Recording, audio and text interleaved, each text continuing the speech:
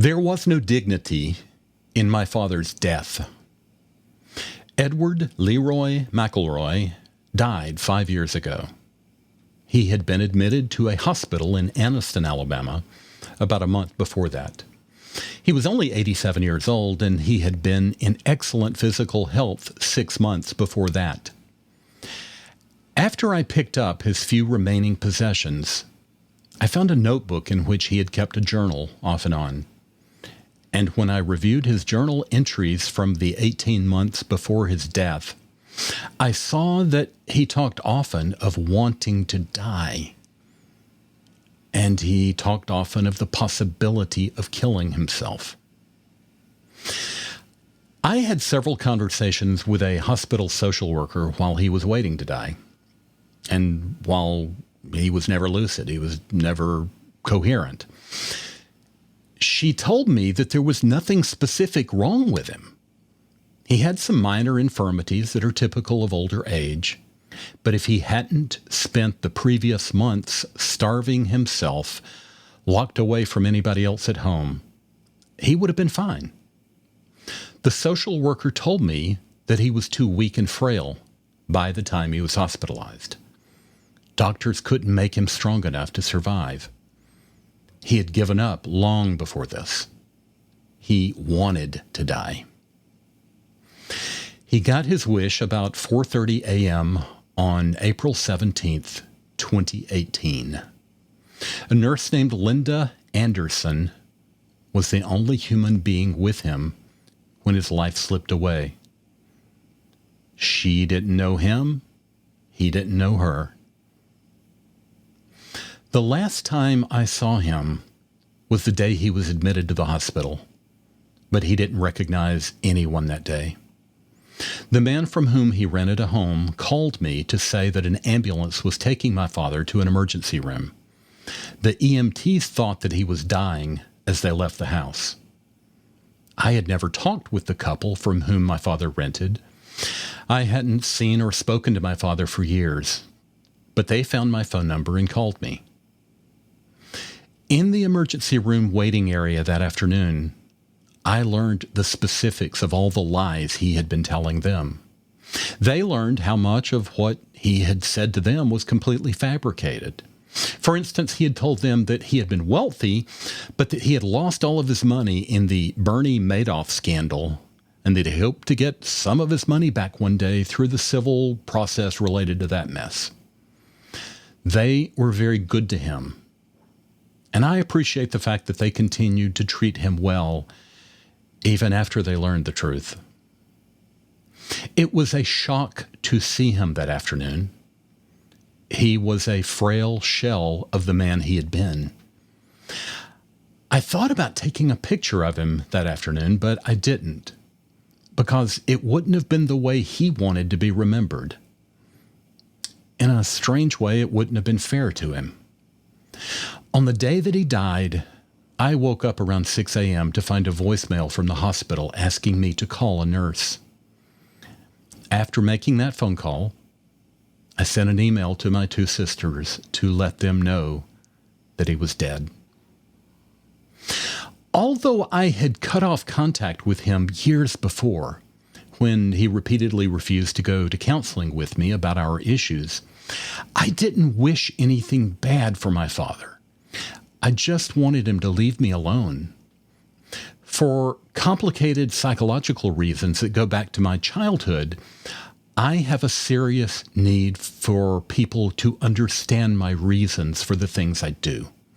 I need people to know that I have given them every opportunity and that I've treated them fairly. That's extremely important to me. One of my few regrets about my father is that he never could understand why so many people had cut him off. He could not conceive of the possibility that he was the one who created the personal messes that he left behind. Until I started studying about narcissistic personality disorder, I was completely confused about why he couldn't understand why so many people were hurt and angry with him, and why so many people close to him had angrily cut him out of their lives.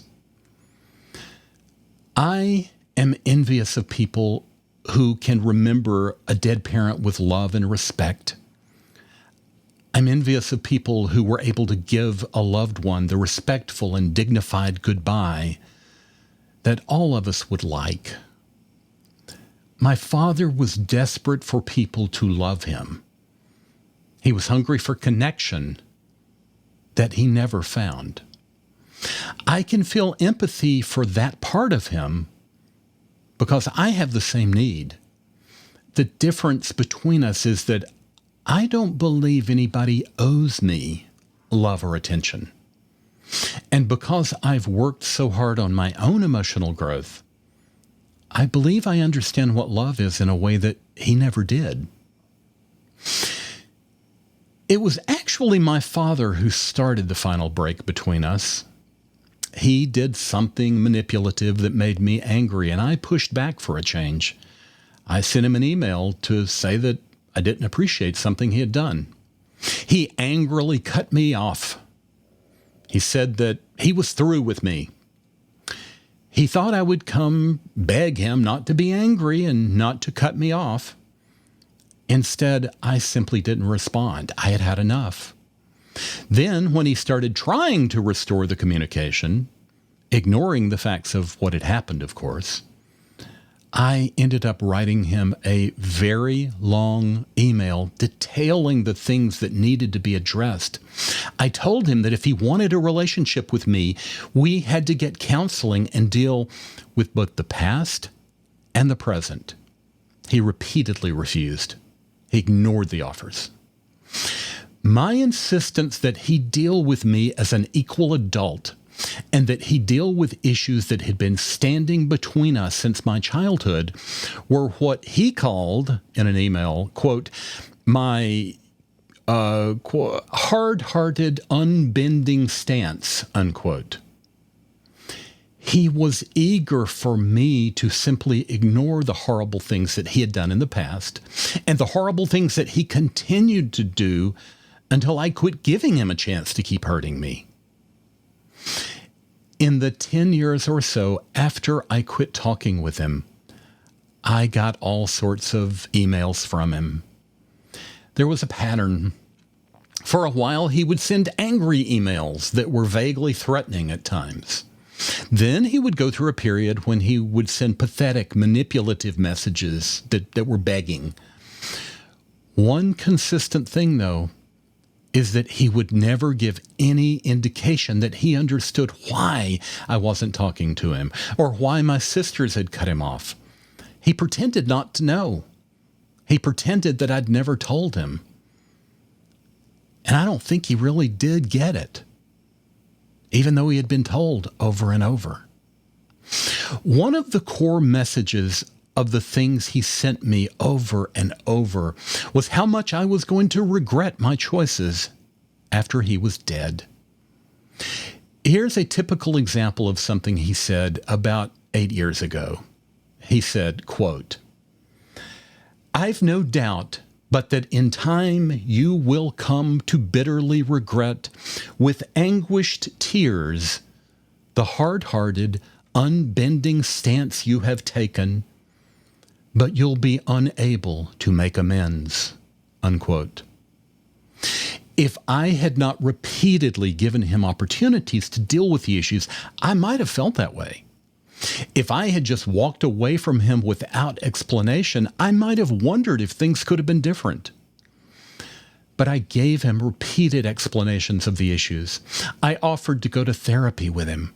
The only direct answer he ever gave to my offers about therapy was to say, quote, "My advanced age and the perils that come with it make it unlikely that I would live long enough to profit from counseling," unquote. That was something like 15 years ago. He lived plenty long enough, and he could have lived a lot longer. He simply didn't want to deal with things which scared him. I regret that something happened in his past to turn him into a malignant narcissist who destroyed relationships with the people who would like to have loved him. I regret whatever made him treat his children in such destructive ways when we were young. I regret the behavior which made 2 women angrily divorce him and caused someone else who loved him in his old age to be forced to cut him off. I regret that he could not learn to quit treating his children as though we were his personal servants who must perform, even in our adult years, like trained seals. I regret that he was alone and lonely as he faced death. I regret a lot of things, but all the things which I regret were things over which I had no control. Contrary to his repeated manipulative predictions, I regret nothing about finally standing up for myself and insisting that I be treated with respect and decency if he wanted anything to do with me. I wish I could have kept the respect and love I had had for him when I was a small child. I wish I could have seen to it that his death came with dignity.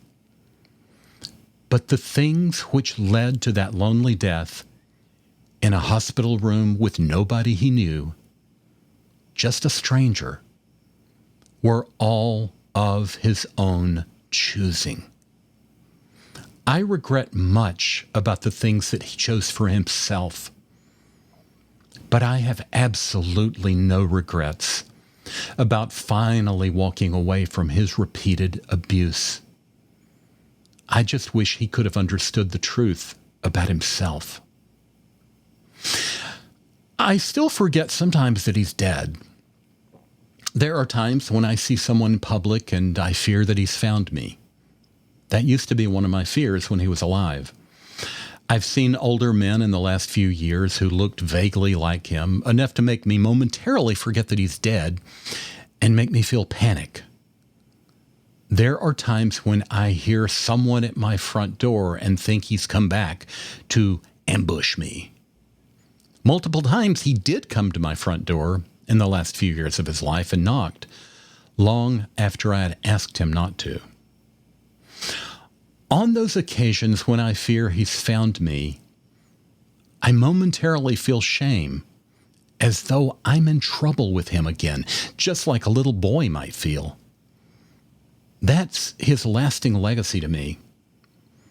No matter how far I go and how much I grow, I think that I will always feel a bit of the fear he instilled in me as a child. I didn't wish him ill while he was still alive. I certainly didn't want him to die alone. I didn't want him to die without love. I didn't want any of the things which he created for himself.